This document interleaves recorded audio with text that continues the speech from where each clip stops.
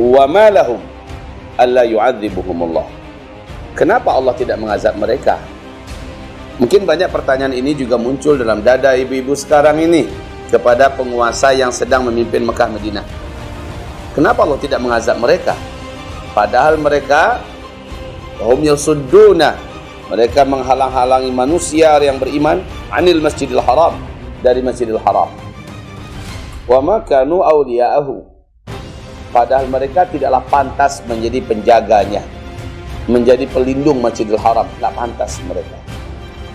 In awliya'uhu illal muttaqun, yang pantas menjadi pelindung, penjaga, yang merawat Masjidil Haram hanyalah orang-orang yang bertakwa.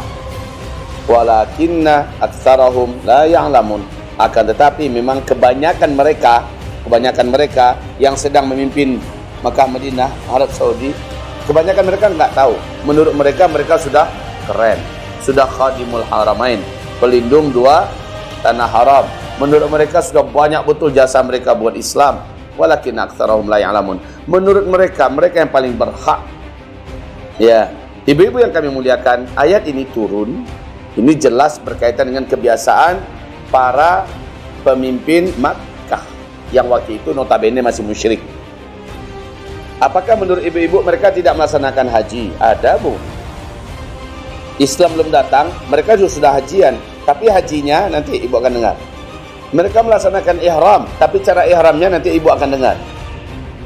Ternyata mereka ini sudah turun-temurun dari Nabi Ibrahim alaihissalam sampai kepada Ismail, sampai kepada Nabi Muhammad diutus sebagai Nabi dan Rasul. Mereka masih bertugas sebagai penjaga Masjidil Haram. Nah, masalahnya mereka ini orang-orang musyrik. Kok bisa ya orang musyrik yang menjaga Masjidil Haram? Orang yang menjaga Masjidil Haram sekarang ini disebut dengan keluarga Al Saud, keluarga Saudi. Ini orang-orang yang bertakwa atau orang musyrik? Saya bertanya pada ibu-ibu semua, apakah mereka berloyalitas kepada orang-orang yang terang-terangan membenci, memerangi musuh Islam seperti Amerika? Tidak. Bisa dipertanggungjawabkan? Dari dulu tidak ada yang membantah bahwa Arab Saudi adalah anak emasnya Amerika. Bagaimana kita mengatakan tidak? Sementara semua tunjukan yang ditunjuk oleh Amerika, mereka sami'na wa ata'na. Apa yang dimau Amerika, mereka pasti akan jalankan. Bagaimana kita mengatakan tidak? Tidak ada satupun di dunia ini yang tidak mengetahui sejarah masa lalu Arab Saudi berkaitan dengan Amerika. Nasib baik sekarang yang megang Arab Saudi adalah Raja Salman. Raja Salman masih menolak dan membantah kalau Arab Saudi berdamai dengan Israel. Raja Salman ya, tapi anaknya gimana? Anaknya ngotot, bahkan kelahi dengan ayah kandungnya sendiri sekarang. Karena anaknya ngotot agar kerajaan Arab Saudi melakukan normalisasi dengan Israel, melakukan seperti yang dilakukan oleh Uni Emirat Arab baru beberapa bulan yang lalu, 2 bulan yang lalu, seperti yang dilakukan oleh Sudan, seperti yang dilakukan oleh Yordania, seperti yang dilakukan oleh Mesir. Nah sekarang Arab Saudi, yaitu putra mahkotanya Muhammad bin Salman, juga ngotot agar Arab Saudi juga memberikan pengakuan kepada Israel, dan Raja Salman mengatakan tidak. Ini saya lihat satu-satunya yang punya prinsip dari keturunan kerajaan Arab Saudi ini yang memimpin jadi raja ya cuma 2. Raja Salman satu, siapa lagi? Satu lagi Raja Faisal. 2 ini yang punya prinsip. Raja Faisal karena dia punya prinsip, akhirnya dia dibunuh. Karena Raja Faisal berani mengatakan, saya tidak akui pemerintahan Israel.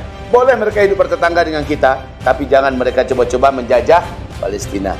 Dan kami bersumpah, kata Raja Faisal, masih ada di YouTube tuh, kami bersumpah, kami akan merdekakan Baitul Maqdis.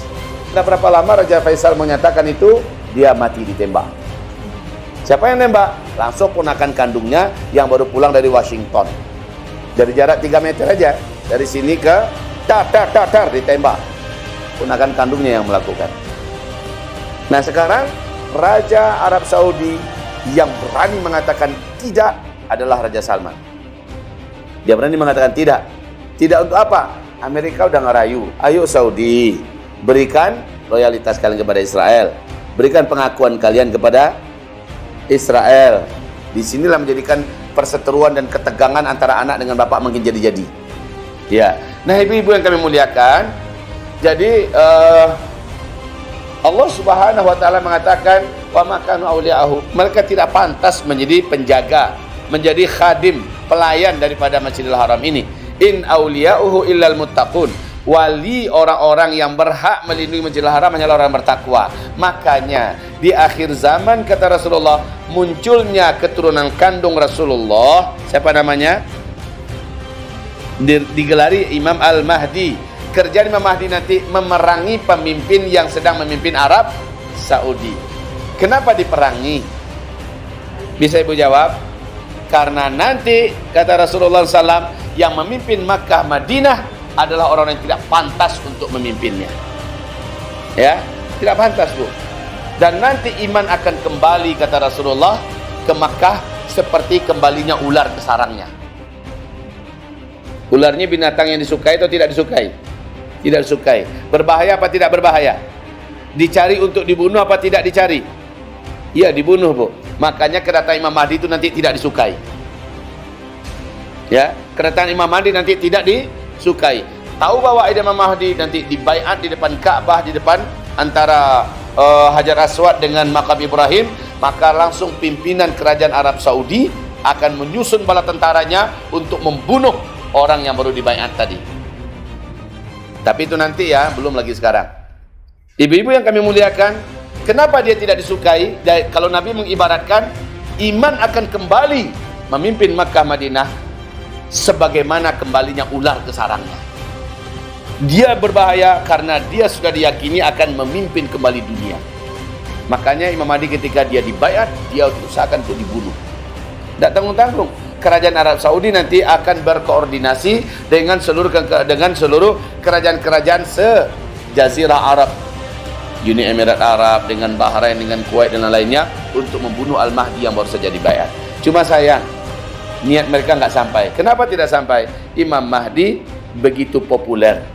Iman orang-orang beriman sudah merindukan untuk berjumpa dengannya, sementara kezaliman sudah ada pada puncaknya. Dan itu menjadikan Imam Mahdi begitu populer.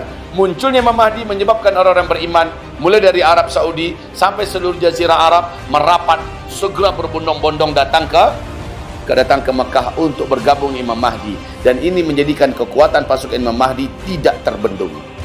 Yang tampil adalah orang-orang yang paling sabar, orang yang paling beriman, orang yang tidak takut mati, bahkan rindu syahid. Ini akan bergabung dengan Imam Mahdi. Makanya dengan cepat pasukan Imam Mahdi ini dipimpin oleh Imam Mahdi mengalahkan penguasa Makkah Madinah, artinya Arab Saudi. Dan dengan cepat Arab Saudi ditaklukkan. Kenapa? Seluruh orang-orang beriman sejazirah Arab bergabung di bawah satu bendera, yaitu bendera Imam Mahdi. Begitu kondisinya nanti di akhir zaman. Maka di akhir zaman ular akan kembali ke dalam sarangnya. Itulah yang terjadi, iman akan kembali ke Mekah seperti kembalinya ular ke dalam sarangnya.